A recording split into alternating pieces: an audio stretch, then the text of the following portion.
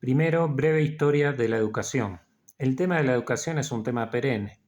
Ya los griegos se preocuparon por la formación del hombre integral y lo pensaron sobre todo en base a dos actividades, la gimnasia y la música.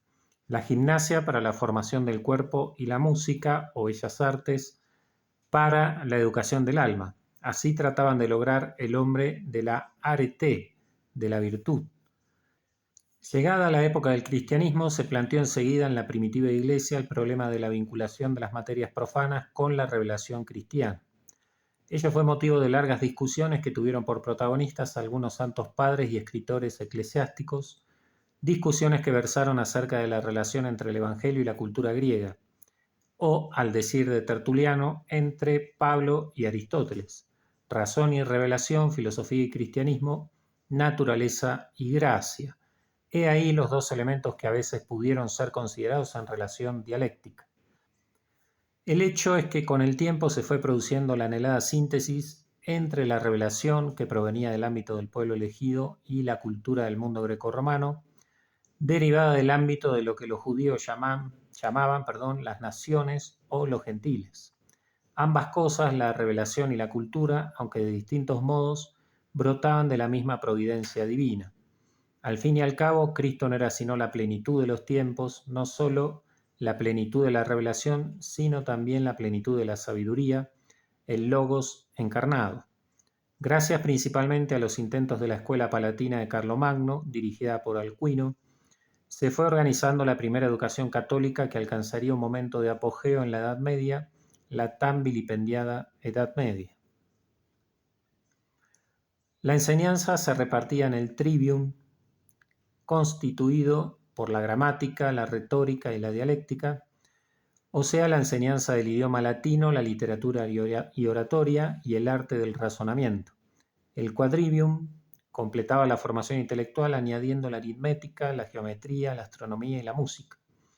Esta última disciplina comprendía las diversas artes liberales, poesía, historia y música propiamente dicha. Sin embargo, la enseñanza no quedaba circunscripta a estas 7 materias. Trivium y quadrivium no eran más que medios. El fin consistía en formar a los alumnos en la verdad y la sabiduría. Todo el estudio de las diversas asignaturas humanas estaba empapado de Dios, de Cristo, de Iglesia. Estaba bañado en la teología, en el conocimiento del mundo, sobrenatural, sin escisión alguna. Cristo era considerado el rey no solo de las naciones, rex regum, sino también de la cultura rex veritatis. A partir de fines de la Edad Media comienza un proceso de desintegración de la cultura. El primer paso lo da el Renacimiento. El hombre del Renacimiento continúa siendo cristiano. Para él, teóricamente, Dios sigue existiendo, pero sin embargo, a la gloria de Dios va progresivamente sustituyendo, de hecho, la gloria del hombre. Este hombre es el que, afirmando la gracia y el pecado, su filiación divina, etc. Pero en la práctica se va convirtiendo en hombre a secas. El genio y el artista sustituyen al hombre virtuoso, el príncipe maquiavélico sucede al rey santo. Al estilo de San Luis, interesa más el nuevo homo universalis que el homo religiosus del trasnochado medioevo. Subsiste la religión, pero es cindida de todo lo demás. Lo temporal profano pretende independencia absoluta, no su justa autonomía, sino su independencia total. La filosofía rompe con la teología, el derecho, la política y el arte se divorcian de la moral. Queda inaugurada la era de las rupturas y de las rebeliones. Luego viene el protestantismo, que implica un avance en la línea de la escisión desintegradora de aquel edificio arquitectónico que había constituido la grandeza de la cristiandad medieval. Dios existe sí, pero se lo aleja más y más hacia el mundo de lo irracional. Asimismo, la Iglesia, expulsada antes del ámbito temporal, lo es ahora del ámbito mismo de lo religioso e incluso se la aliena del hombre individual, el cual en adelante, recurriendo al libre examen, deberá entenderse a solas con Dios. Y dentro mismo del hombre, la grieta entre gracia y naturaleza se va ampliando, ya que según la concepción protestante, la gracia es algo puramente extrínseco que cubre pero no sana ni eleva propiamente. A su vez, el mundo queda mucho más secularizado, no solo porque la Iglesia ha sido exiliada de lo temporal, sino porque incluso los templos materiales dejan de ser templos sacros al desaparecer de ellos el sacrificio y al quedar reducida al mínimo la sacramentalidad. Después se da otro paso, el deísmo, que surgiendo en Inglaterra pasa luego a Francia y Alemania con el nombre de Iluminismo o Aufklärung. El proceso de la rebelión avanza, ahora va a comportar la negación de todo el orden sobrenatural. Dios existe, sí, pero no es el Dios de la revelación, el Dios uno y trino, sino el creador del orden natural, el supremo hacedor, el arquitecto que hizo el mundo y se fue. Un Dios que está en el principio y en el fin, pero no está en el presente, en la historia. Y lo que cuenta para este hombre es tan solo la historia, lo intrahistórico. Es la época de la sectorización de la enseñanza, del enciclopedismo masónico. Es el mundo liberal, burgués, el mundo del homo faber, del rendimiento, del negocio. Finalmente, accede el materialismo contemporáneo, el individual freudiano y el social marxista. No solo se expulsa a la Iglesia, como en el protestantismo, ni a Cristo, como en el deísmo, sino al mismo Dios, proclamándose el ateísmo, o mejor, el antiteísmo más radical. Porque si bien Dios no existe, debe ser combatido como si existiera. El hombre es solo materia. Cualquier pretensión de espiritualidad, especialmente en el nivel de la educación, constituiría un espejismo alienante, y el mundo se convierte en un hormiguero, un enorme gulag. Nosotros vivimos en esta época, en este siglo XX que ha recibido los desemboques de todo ese largo proceso iniciado en el Renacimiento o al fin de la Edad Media. Y es precisamente el ámbito de la cultura el que ha sido más bombardeado por las fuerzas disgregadoras. Hoy todos los valores están en tela de juicio, la verdad, el bien, la belleza, el amor, la patria, la familia, Dios, todo. Y conste que no se trata de una crisis localizada en un espacio determinado, sino que se extiende peligrosamente ya que prácticamente incide sobre la totalidad del mundo a través de los medios masivos de comunicación. Una crisis que, para colmo, se presenta encarnada en personajes de literatura o en personajes reales del cine, del arte, lo cual resulta aún más impactante. La consecuencia, el hombre se siente vacío, disperso, incapaz de pensar, con una desbocada apetencia de sensaciones y de cosas materiales, ese hombre que experimenta una especie de frenesí por vencer el horrible aburrimiento que lo diseca. Decía Chesterton que las viejas virtudes cristianas se han vuelto locas. ¿Cómo se produjo este enloquecimiento? Primero, desconectándose las virtudes entre sí. La caridad, por ejemplo, desconectada de la verdad, puede llevarnos a amar tanto al pecador que acabemos por decir que el pecado no es pecado. Segundo, desarraigándose las virtudes de sus respectivas potencias. Así, a una virtud cristiana tan fundamental como es la humildad, que tiene su propio lugar en la voluntad, se la cambia de potencia, se la ubica en la inteligencia.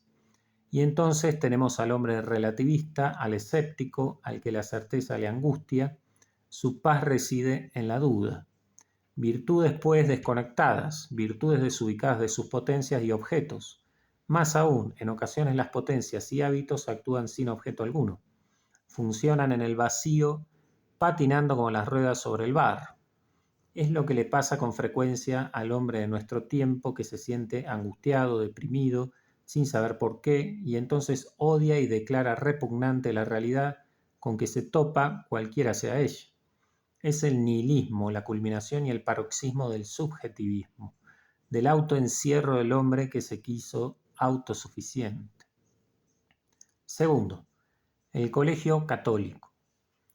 Frente a este mundo apóstata de Jesucristo y de su Santa Iglesia, nos surge la ardua pero apasionante tarea de la evangelización. Ay de nosotros si no evangelizáramos. Pues bien, el Colegio Católico tiene a este respecto un papel sustancial. La evangelización, dice el documento de Puebla, incluye la educación porque la Iglesia cuando evangeliza no deshumaniza al hombre, antes bien lo ennoblece. Y aunque la educación no pertenezca al contenido esencial de la evangelización, pertenece sin embargo a su contenido integral. La educación resultará más humanizadora en la medida en que más se abra a la trascendencia, es decir, a la verdad y al bien sumos. No hay, pues, dos etapas. Primero, humanizar, luego evangelizar. Mientras evangelizo, estoy humanizando, educando. Así ha sucedido a lo largo de toda la historia de la Iglesia. 1. Educación de todas las potencialidades. Como lo ha explicado detalladamente Caturelli, la educación se ordena a la actualización creciente y armónica de todas las potencialidades del hombre, desde el existir al entender, hasta que la misma naturaleza del hombre alcance su plenitud. El verdadero maestro es aquel que de tal modo sabe desarrollar los hábitos buenos en sus alumnos, que éstos alcanzan el total señorío de sí mismos, de modo que el adolescente llegue a poseerse de veras a sí mismo, por un creciente grado de interiorización en la verdad. Perfección ante todo de los hábitos técnicos que se ordenan al dominio de las cosas que simplemente existen, para lo cual es necesario un conocimiento sumario de la naturaleza inanimada. En un segundo grado, el logro de un conocimiento también sumario de la naturaleza viva, para concluir en aquella realidad espiritual, la suya propia, que resume en sí misma toda la riqueza entitativa. El hombre, mediante la formación de los hábitos que perfeccionan la naturaleza humana total, es decir, las virtudes intelectuales que disponen para la ciencia y, sobre todo, las virtudes morales que lo ordenan al bien. Una educación que comprende estos tres grados será de veras una educación integral. Generará planes de estudio coherentes, seleccionará a los profesores no solamente entre los de más saber, sino entre los de mayor virtud. Procurará que los hábitos intelectuales se desarrollen en el estudio intensivo de las humanidades y los hábitos morales en orden a la integridad de la naturaleza humana. Sin embargo, esto no es todo. Formar al adolescente en su integridad total es un fin inalcanzable con las solas fuerzas de la naturaleza. Para llegar a la plena posesión de la verdad, del bien y del ser, se necesita algo que está allende la naturaleza. Por eso, una verdadera educación que no quiera eliminarse a sí misma como educación, debe ponerse en estado de apertura a lo sobrenatural, pues solo mediante un salto que trascienda lo contingente es alcanzable lo absoluto, único ámbito en que puede lograrse la formación integral del hombre. Si la educación no quiere suicidarse como educación total, debe estar metódicamente dispuesta a no limitar su ascensión a los grados del ser natural, por sublimes que sean. En realidad solo tiene dos caminos, o abrirse al orden de lo sobrenatural, o cerrarse sobre sí misma. En este segundo caso, anula el fin de la educación al limitarlo arbitrariamente al solo orden natural. Y si anula el fin de la educación, anula la educación misma, ya que no es concebible una educación sin finalidad alguna. No se puede formar al adolescente cuando no se atienden a sus diversas religaciones. El hombre es un ser religado de múltiples maneras, religado a los otros por ser animal social, religado al mundo como integrante de la naturaleza, religado a la ley moral por sus exigencias de perfección, religado al tiempo y a la historia en cuanto heredero de una tradición y hacedor de una cultura, religado al absoluto por su condición de criatura, religado finalmente a Cristo por su carácter de redimido. Una educación que no atienda a todas estas religaciones no será verdadera educación, no será una educación integral. Solo habrá educación católica si Cristo es el faro que ilumina, la meta que atrae, el modelo que se contempla. Como dice el documento sobre la educación católica, promulgado no hace mucho por la Sagrada Congregación de la Educación Católica, abre comillas, en el proyecto educativo de la Escuela Católica, Cristo es el fundamento. Él revela y promueve el sentido nuevo de la existencia y la transforma capacitando al hombre a vivir de manera divina. Número 34. Cierra comillas. Cristo debe ser la clave de bóveda, el principio de cohesión y de armonía, in quo omnia constant, como dice San Pablo, Colosenses 1:17. 2. Integración arquitectónica de todos los saberes. De lo dicho hasta acá se ve claramente la necesidad de integración de los diversos saberes en una unidad superior. Una cultura es un sistema de valores destinado a crear una visión del mundo. y el valor supremo de una cultura cristiana es la gloria de Dios. Todo el actuar de lo que no es Dios, de lo que es relativo, tiene sentido en la medida en que dé gloria a Dios. La escuela, al decir del documento antes citado, abre comillas, es un centro donde se elabora y se transmite una concepción específica del mundo, del hombre y de la historia. Número 8. Y más adelante, en texto decisivo, vuelve a abrir comillas, la referencia implícita o explícita a una determinada concepción de la vida es prácticamente ineludible en cuanto que entra en la dinámica de toda opción. Por eso es decisivo que todo miembro de la comunidad escolar tenga presente tal visión de la realidad, aun cuando sea según diversos grados de conciencia, por lo menos para conferir unidad a la enseñanza. Número 29. De ahí la insistencia de la Santa Sede en la necesidad de transmitir de modo sistemático y crítico la cultura a la luz de la fe y de educar el dinamismo de las virtudes cristianas, promoviendo así la doble síntesis entre cultura y vida y fe y vida. Los conocimientos profanos y los conocimientos atinentes a la fe deben en cierto modo entrecruzarse. Es conocida la célebre fórmula intellige ut credas, crede ut intelligas. El conocimiento profano sirve para ahondar en la fe, y el conocimiento de la fe lleva a una inteligencia más profunda de las realidades profanas.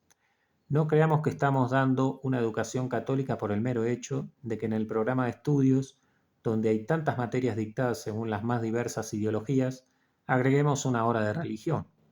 Así como no podemos pensar que estamos haciendo una televisora católica porque la programación general que produce un verdadero lavado de cerebro, agregamos unos 10 minutos en que hablamos de Cristo o de la vida eterna.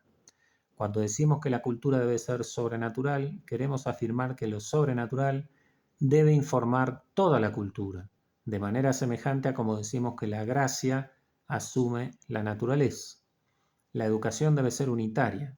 Estoy educando a un adolescente que tiene una unidad de destino, natural y sobrenatural, y no puedo desintegrarlo enseñándole según principios diversos sus distintas dimensiones.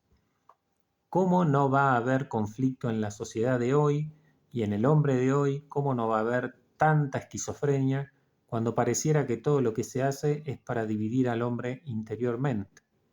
Pensemos en las universidades, incluso en las llamadas católicas, en las que con frecuencia las materias son enseñadas divergentemente por profesores que piensan cada uno a su manera. Tal vez alguno dirá que la catequesis no exige de manera absoluta la existencia de un colegio católico, pues podría darse en locales aparte y en horas extraescolares. Algo de eso es verdadero. Sabemos que han salido excelentes católicos militantes de la escuela pública laica, donde estos aprendieron a agudizar su sentido apostólico. De ahí que el solo poder dar algunas horas de religión no justificaría el enorme esfuerzo que implica el montaje de un colegio católico. Sin embargo, la verdadera educación no se hace por justaposición. No se trata de sumar conocimientos cristianos a una conducta pagana, de enseñar el contenido de la fe agregándolo a una cosmovisión laicista. La formación humana y la formación religiosa no pueden ser opuestas, ni siquiera paralelas o sucesivas. Deben imbricarse la una en la otra. El espíritu cristiano debe impregnar la enseñanza profana, procurar que las distintas materias sean consideradas a la luz de la verdad divina y lograr que sea Dios quien informe toda la actividad humana. Al fin y al cabo, Dios es la causa primera y el fin último de todo. El pensar del cristiano debe inspirarse íntegramente en él y a él referirse. Todo debe llevar la impronta de la fe.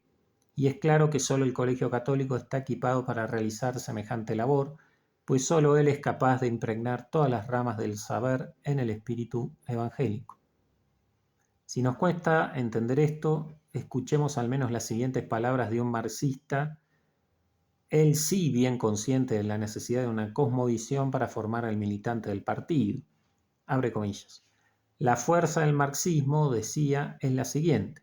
Un profesor marxista, un docente marxista de cualquier disciplina particular, abre perspectivas sobre una concepción global del mundo. La fuerza de nuestros profesores marxistas está en hacernos sentir que esta disciplina particular toma su sentido de la concepción global del mundo que Marx ha aportado. Cierra comillas. El Colegio Católico no puede ser tan solo una institución en la que se enseña la doctrina cristiana junto con los demás conocimientos, sino donde todo, incluso lo que no es estrictamente enseñanza religiosa, se enseña con espíritu católico. No se crea que es mejor acumular cursos de religión o multiplicar cursillos de formación religiosa. Ello puede ser a veces útil, sin embargo, aún prescindiendo de la dificultad tan común de la falta de tiempo disponible, tal procedimiento es poco conforme a la psicología del adolescente y a las leyes de la asimilación. La explicación dada en pequeñas dosis, de un modo discreto pero categórico, por medio de advertencias ocasionales por parte de los profesores de las diversas materias profanas, es infinitamente mejor recibida por los adolescentes, penetra en su conciencia casi sin darse cuenta y acaba por determinar su concepción del mundo, del hombre y de la historia. Tercero, evangelizar a través de las materias. Como se ve, resulta hoy más imperativa que nunca la necesidad de integrar todas las materias dentro de una escala y un orden jerárquico, realizar la síntesis y la integración arquitectónica de los diversos contenidos del saber humano a la luz del mensaje evangélico y en orden al desarrollo de las virtudes que deben caracterizar al cristiano. Naturalmente que cada materia tiene su propia autonomía, sana autonomía, debiendo ser desarrollada según sus principios específicos, pero al mismo tiempo ha de contribuir a la cosmovisión cristiana. Las diversas materias no solo no son antitéticas con la cosmovisión cristiana, sino que respecto de ella constituyen una suerte de preparación evangélica, ya que el auténtico desarrollo de la naturaleza es una especie de preparación a la gracia. Más aún, las materias profanas reciben iluminación y complemento de la cosmovisión cristiana. El puro saber profano tiene algo de indigencia. La cosmovisión cristiana ensancha sus horizontes para una mejor comprensión de la ciencia, del hombre y de la historia. Porque el verdadero saber sobre el hombre y el mundo solo se alcanza cuando se reconoce la realidad total del hombre y de su historia de salvación, es decir, cuando se reconoce en el Verbo de Dios encarnado, recapitulador de todo, la luz verdadera que ilumina a todo hombre y a todas las cosas del hombre. De ahí la afirmación de Pío XII: todas las ramas del saber humano manifiestan a la inteligencia las obras de Dios y sus leyes naturales, al tiempo que exhortaba a hacer ver todas las cosas a la luz de la grande y divina verdad. 6 de mayo de 1951. Tratemos ahora de concretar más esta aspiración de la Iglesia recorriendo las diversas asignaturas, aunque sin intentar cubrirlas en su totalidad. 1. La catequesis. Esta materia, porque es necesario que sea también una materia y no solo una vivencia, como a veces se pretende, implica la comunicación de contenidos, a saber, la revelación divina y la doctrina del magisterio de la Iglesia que explicita dicha revelación. Gracias a ella, el adolescente aprenderá a distinguir lo que se puede conocer por la luz natural y lo que solo se nos ofrece por la revelación. 3 son los conocimientos catequísticos fundamentales: lo que hay que creer, el credo; lo que hay que esperar, el pater; lo que hay que amar, el doble precepto de la caridad y los mandamientos. Pero no basta con aprender, es menester entrañar lo aprendido, asimilarlo, convertirlo en algo propio, hacerlo no solo conocimiento, sino bandera, militancia. La catequesis no puede ser en todo una materia como las demás. 2. La filosofía. A diferencia de la catequesis, la filosofía no parte de la revelación, sino que es un conocimiento racional del mundo, del hombre y de Dios a la luz de la razón natural, buscando siempre las últimas causas de la realidad. En esta materia hay que evitar a toda costa que los adolescentes sean formados en el eclecticismo, contentándose el profesor con la exposición de los diversos sistemas filosóficos. Hay que enseñarles a discernir con espíritu crítico el error de la verdad. El joven debe salir del colegio católico con una posición clara ante la vida, que le permita detectar los errores que pululan en el ambiente y lo capacite para saber refutarlos convenientemente. Una mente sólida no se forma con cuestiones disputadas, con dudas. Hay que ir a la filosofía perenne, a la de los clásicos, sobre todo a Santo Tomás. sin obviar naturalmente el conocimiento de otras filosofías, pero juzgadas a partir de la filosofía perenne, única, anclada en la realidad. 3.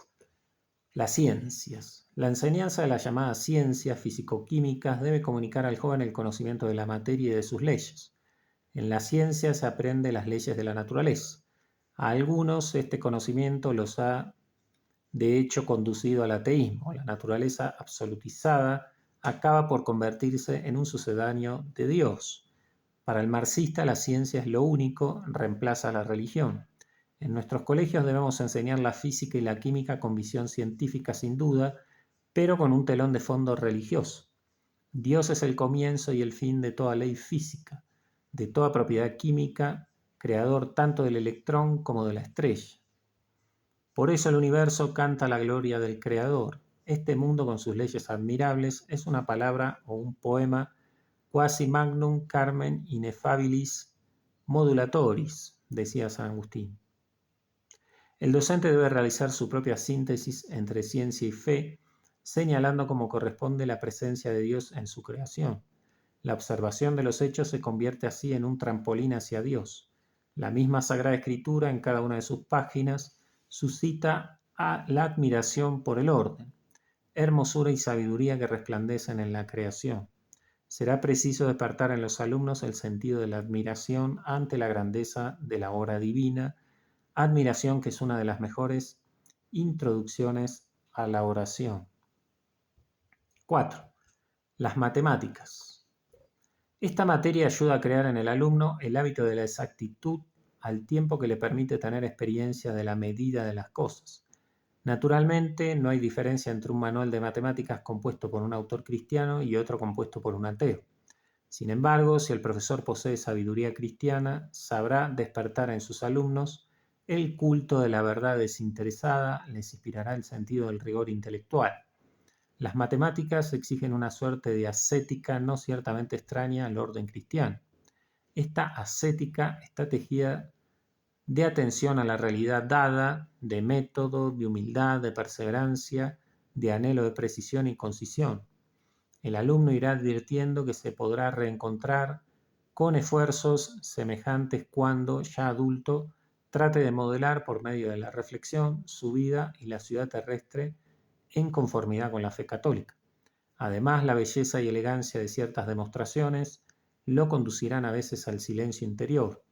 Esa contemplación admirativa, ese contacto con un valor que linda con lo absoluto, provoca una dilatación interior, una sublimación, una purificación que no carece de analogía y afinidad con la plegaria. Solo habrá que cuidar que el esprit de geometría no extinga el esprit de finesse, según la conocida expresión de Pascal. 5. La historia. La importancia de esta asignatura para la evangelización es enorme. Solamente la memoria del pasado puede calibrar con exactitud cualquier análisis del presente o cualquier prospectiva. Aquello de la historia magistra vitae tiene acá plena vigencia. Será preciso que el profesor no se limite a la mera narración de los hechos. En su mente debe tener bien estructurado lo que se ha dado en llamar filosofía de la historia, aunque más bien habría que decir teología de la historia. El libro clave para esta formación de fondo será El Inmortal de Civitate Dei de San Agustín, donde el santo doctor desarrolla el curso de la historia a la luz del conflicto teológico entre dos ciudades, la ciudad de Dios y la ciudad de Satán, montadas ambas sobre el amor de Dios hasta el menosprecio del hombre en la ciudad de Dios, el amor del hombre hasta el menosprecio de Dios en la ciudad de la tierra. Todos los hechos, épocas e instituciones deberán ser estudiados en sí con la autonomía legítima que tal estudio requiere, pero luego integrados en aquella grandiosa visión crítica y teológica. Así el alumno sabrá valorar adecuadamente las diversas épocas y acontecimientos de la historia e incluso aprenderá a leer el diario con inteligencia. La geografía. Esta materia constituye una apertura al medio próximo de vida, el cual a su vez es puente para pasar al orbe mayor. La geografía permite captar mejor al hombre, sus diversas razas, sus tradiciones, la del propio país, ayudará a acrecentar el amor a su patria. La geografía física contribuirá al conocimiento del Dios creador, bello, poderoso e inagotable. La geografía humana permitirá conocer mejor al hombre, cooperador del creador. 7. La literatura. El objetivo propio de esta asignatura es el acercamiento a la realidad con un conocimiento distinto al meramente racional. El contacto con los grandes autores, especialmente los clásicos universales y de lengua española, es de veras enriquecedor. En un poema elevado hay siempre algo de la inefabilidad de Dios, particularmente el conocimiento cabal de nuestra lengua en una época en que cada vez se la habla peor. Permitirá al cristiano expresar su fe en el marco y el genio del propio idioma, el nuestro tan rico y tan preñado de catolicidad, de un pueblo que aún reza a Jesucristo y aún habla en español. 8. La música. La música, la buena música, no solo es expresión de alegría y de amistad, sino también medio de elevación de los sentimientos humanos. La admiración por lo bello está muy unida con la aspiración a lo bueno. Ya los antiguos atribuían capital importancia a la formación musical, porque la música forma al hombre. Los diversos tipos de música hacen los diversos tipos de hombre. El hombre sensual, el hombre materialista, el hombre superficial, el hombre erótico, el hombre virtuoso. Es necesario que el Colegio Católico eduque en el sentido de lo estético, del buen gusto, de la música clásica. Máxima en nuestro tiempo en que la música parece rendir culto a la fealdad, al ruido ensordecedor que hace prácticamente imposible todo tipo de vida interior. El verdadero arte, musical o visual, no solo transmite el sentido de las armonías sensibles, sino también el sentido de las verdades profundas, sobre todo las que dicen relación con el misterio. El auténtico papel del arte consiste en irradiar, a través de lo sensible, el esplendor de la verdad. La educación física. La valoración del papel que tiene el cuerpo en el desarrollo integral de la personalidad es una de las principales metas de la educación física. Desde que el Verbo se hizo carne, lo corporal ha adquirido una gran elevación porque se ha adherido a la divinidad de Cristo con unión indisoluble. Si nuestro cuerpo está llamado a ser nada menos que templo del Espíritu Santo, es menester cuidarlo, respetarlo, fortalecerlo. El profesor de gimnasia debe estar imbuido de este sentido católico, no hedonista, del cuerpo humano. Así pues, todas las materias cuyo elenco no hemos recorrido en su totalidad han de contribuir a forjar el hombre integral, ese hombre integral que precisamente por ser tal es cristiano y católico. Todas las materias deben reflejar a Cristo, la realeza de Cristo, en el ámbito de la cultura. Filosofía, ciencias, matemáticas, historia, geografía, literatura, música, educación física, tantas maneras de evangelizar, de reflejar a Cristo verdad, a Cristo exactitud, a Cristo medida, a Cristo Señor de la historia, a Cristo Verbo encarnado en nuestro espacio humano, a Cristo el más bello de los hijos de los hombres. En una palabra, evangelizar es formar a Cristo en el alumno, hacer de él otro Cristo. Cuarto, la figura del docente. Es evidente que una misión tan formidable exige personas bien formadas. Exaltemos aquí la figura del docente. Será él quien habrá de determinar el carácter específico de la escuela católica, lo que requiere una visión católica del mundo, especialmente de la cultura, así como una pedagogía adaptada a los principios evangélicos. Bien dice el documento de la Congregación de Educación Católica al que antes hemos aludido, abre comillas. Es evidente que semejante orientación de la enseñanza no depende tanto de la materia o de los programas, sino principalmente de las personas que los imparten. Mucho dependerá de la capacidad de los maestros el que la enseñanza llegue a ser una escuela de fe, es decir, una transmisión del mensaje cristiano. La síntesis entre cultura y fe se realiza gracias a la armonía orgánica de fe y vida en la persona de los educadores. La nobleza de la tarea a la que han sido llamados reclama que, a imitación del único Maestro, Cristo, ellos revelen el misterio cristiano no solo con la palabra, sino también con sus mismas actitudes y comportamientos. Se comprende así la fundamental diferencia que existe entre una escuela en la cual la enseñanza estuviera penetrada del espíritu cristiano y otra que se limitara a incluir la religión entre las materias escolares. Número 43. Cuenta Platón que los jóvenes se acercaban espontáneamente a Sócrates para oírle hablar porque tenían conciencia de que él era maestro, es decir, docto, en otras palabras, que podía enseñar porque sabía. Y además, y esto era lo más importante, porque Sócrates era una sola cosa con aquello que enseñaba. Enseñaba con su propia persona, con el espejo de su ejemplo. Platón concluye de ello que el maestro por excelencia es aquel que tiene un alma en la que reina el orden. Advierte Caturelli cómo este orden del que habla Platón no es un orden inventado o creado por el maestro mismo, es un orden descubierto por él y hecho suyo hasta identificarlo consigo mismo, hasta hacerlo uno consigo. En el alma del maestro reina el orden de los principios que fluyen del descubrimiento de la verdad, y porque esta verdad poseída es común, el maestro puede comunicar con los otros, entrar en comunión con los estudiantes. Pero para esto al maestro tiene que pasarle lo que a Sócrates, que era uno con lo que enseñaba, y por ello los adolescentes iban a escuchar. El maestro, un hombre de orden, un alma arquitectónica. De ahí la necesidad de la propia formación. Nadie da lo que no tiene. No basta con conocer más o menos la materia que se dicta. Si es que de veras se quiere imbuirla de catolicidad, será necesario que el docente encare con firmeza su propia formación, nunca terminada, especialmente en el ámbito de la filosofía y de la teología, así como en el campo de la historia, tan importante para comprender el sentido de los acontecimientos. Son, sobre todo, estas asignaturas trascendentes a todas las otras las que crean orden en el alma del profesor, permitiendo que éste ubique su materia específica en la cosmovisión cristiana.